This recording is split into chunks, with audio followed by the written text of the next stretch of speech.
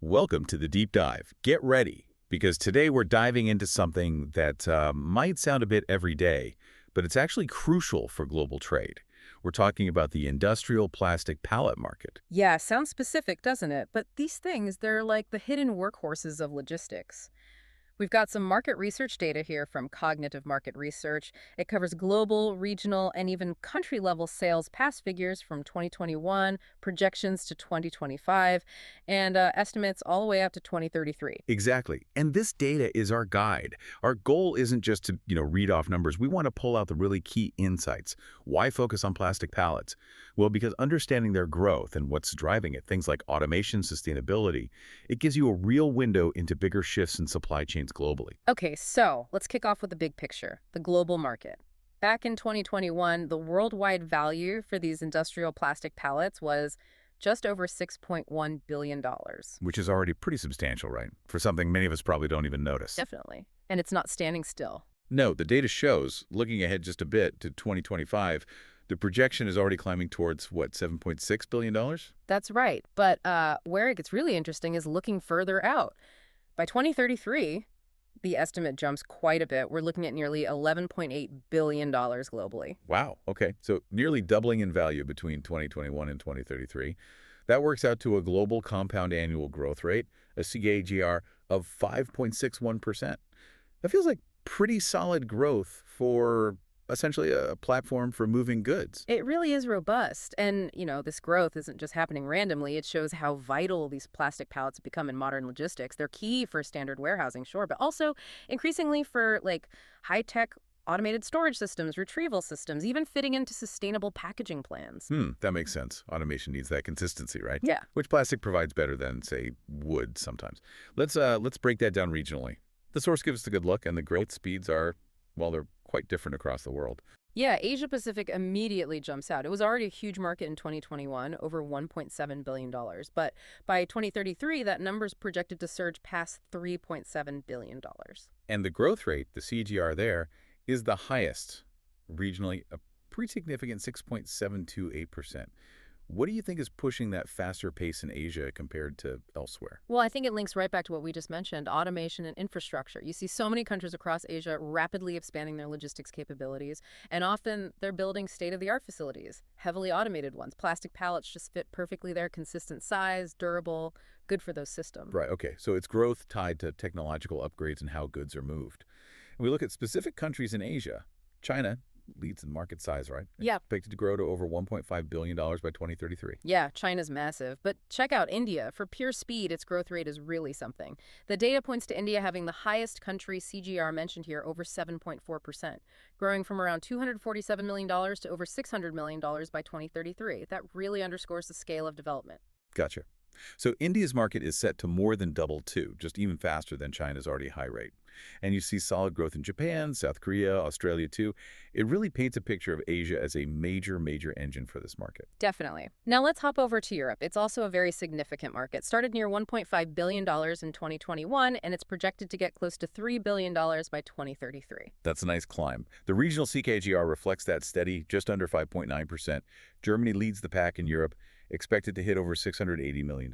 Correct. And the UK, France, also key players, both projected over $400 million by 2033. You also see solid numbers for Italy, Russia, Spain, all growing significantly. Maybe not quite the explosive rate of Asia, but it shows continued adoption in these established economies, likely driven by efficiency gains, maybe those sustainability angles and mature supply chains. Yeah, that makes sense. And speaking of established markets, North America, it was actually the biggest single region in 2021, over $1.7 billion, projected to grow to almost $3.3 billion by 2033. Right. The CAGR there is a little lower, just over 5.2%. And the U.S. is, well, it's the giant.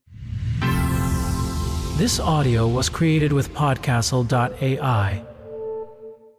Just over 5.2%. And the U.S. is, well, it's the giant in the room. It dominates the North American market, largest single country market globally by a fair margin. Started over $1.2 billion, heading towards $2.3 billion plus. Huge market. But its CRGR is slightly below the North American average. Canada is substantial too. And interesting note, Mexico's CRGR is actually a bit higher than the U.S., over 5.7%. Smaller base, of course, but suggests ongoing industrial growth there as well. Good point. Okay, moving on. The Middle East, market value around $311 million in 2021, projected to reach nearly $500 million by 2033. The CAGR is just under 4%. Saudi Arabia is the biggest player there, expected to grow to over $176 million. Turkey and the UAE also important contributors. Yep. And Africa shows a kind of similar scale and growth profile, valued around $330 million in 2021, projected near $550 million by 2033. The CAGR just under 3.75%. And within Africa, South Africa is the largest piece of that pie, projected over $320 million by 2033. Nigeria follows. Exactly. And lastly, South America. This region actually shows the lowest regional CNGR in the data, just over 3.7%. Started around $476 million in 2021, projected to hit roughly $734 million by 2033. Brazil leads there, clearly. Projected market value around $390 million. Argentina, Colombia, also key markets. So yeah, if we kind of pull all that together, what we're seeing is this global plastic pallet market definitely trending upwards. Yeah. Clearly, Asia Pacific, that's your fastest growth engine, probably, like we said, fueled by that big infrastructure push and automation. Right, and then North America and Europe, already huge markets, they're expanding steadily. Solid pace, driven by efficiency needs, maybe shifts towards more durable or sustainable pallet types. Mm-hmm.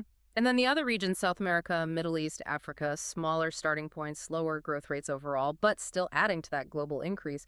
It just shows how, fundamental these plastic pallets are becoming, really across all kinds of economies and logistics setups. Yeah, it's not just about moving raw stuff anymore. It's how finished goods get handled, stored, moved efficiently, whether that's in a giant automated warehouse in China or, a distribution hub in Germany. Exactly. The data really backs up those drivers. We talked about automation, logistics hubs growing, the sustainability push. It's all feeding into this significant market expansion worldwide.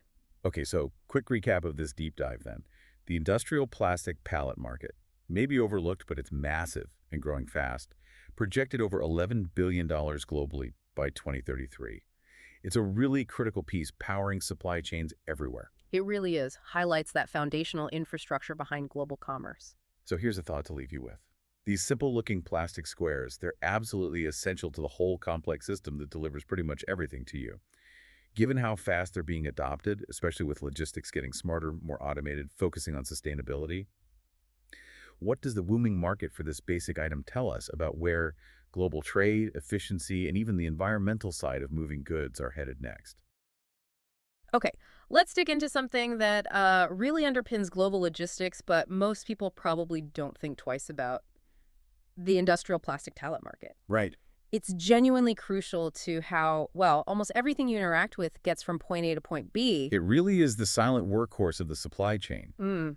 And, while wood's been dominant for ages, plastic is definitely becoming more significant. Yeah, we've pulled together insights from market research, industry reports, just to get a quick but deep understanding of this, surprisingly dynamic sector. Mm-hmm. We want to unpack the key forces pushing this market, the hurdles it's still facing, and where it's really headed. Exactly. Our mission here is to sort of filter out the noise, give you the core knowledge, the drivers, challenges, and the innovations really shaping its future. Okay, so let's jump right in. What's actually driving the shift towards plastic pallets? Why are companies moving away from, traditional wood? Well, one of the biggest pushes comes from industries where hygiene is just paramount. Like what? Think food processing, pharmaceuticals, chemicals. Wood is porous, right? It can harbor bacteria, pests, absorb spills. Right. Plastic, on the other hand, is non-absorbent. It's easily washable, sanitizable. And this isn't just like a preference. It's often driven by some pretty stringent regulation. That makes perfect sense. Okay. And with the explosion of e-commerce, is that playing a role too? Oh, absolutely. E-commerce and modern warehousing demand speed, efficiency. Mm-hmm. Mm-hmm. Plastic pallets are consistently lighter than wood, which cuts shipping costs and makes them easier to handle. Mm-hmm. Plus, their uniform size, their stackability, that's key for optimizing limited warehouse space and for integrating with automated systems. Right, automation. We'll come back to that. But speaking of regulations, I know international shipping has some tricky rules. That's right. The international standards for phytosanitary measures now 15, ISPM 15. Okay. It requires wood packaging used internationally to be treated, usually heat treated to stop pest spreading. Plastic pallets, they're exempt.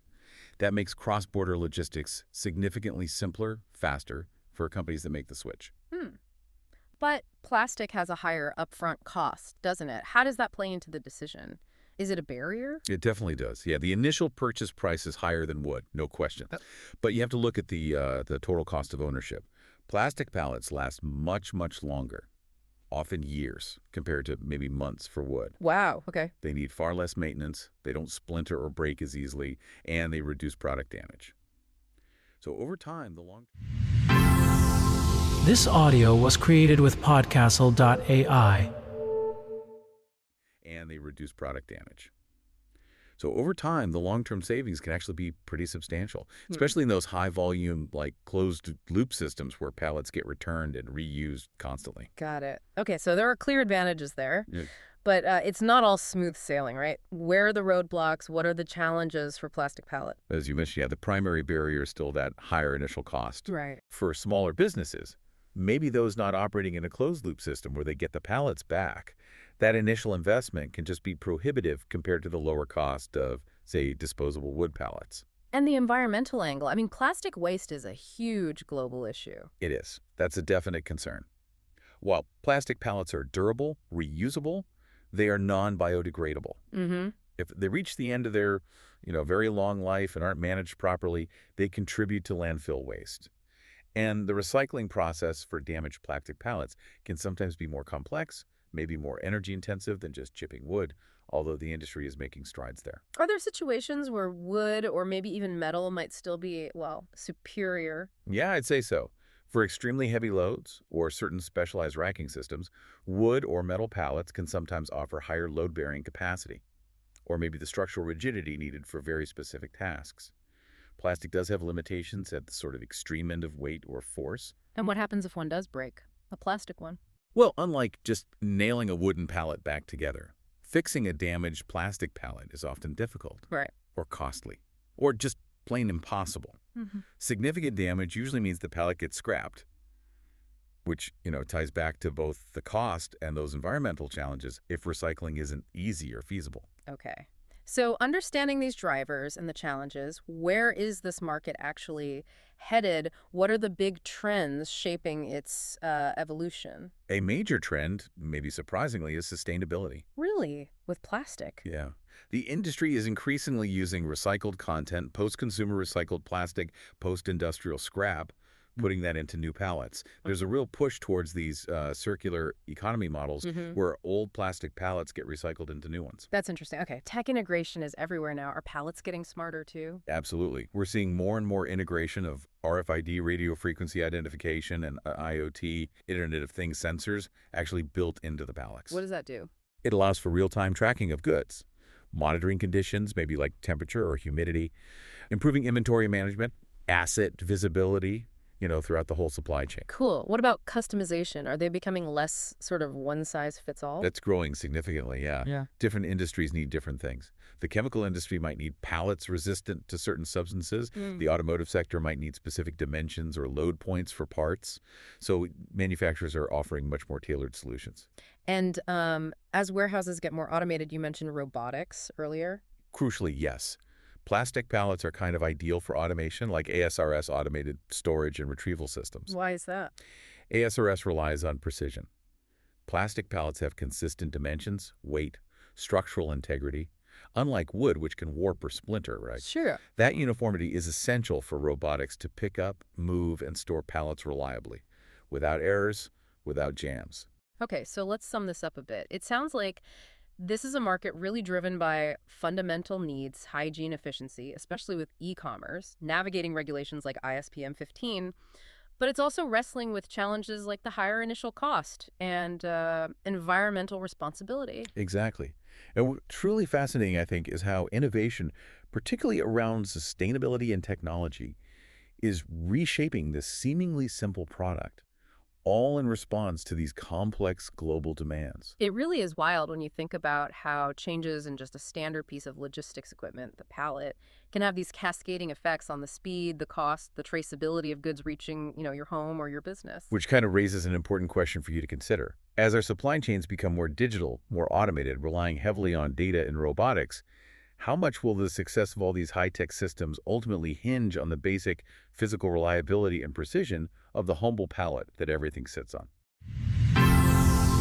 This audio was created with podcastle.ai.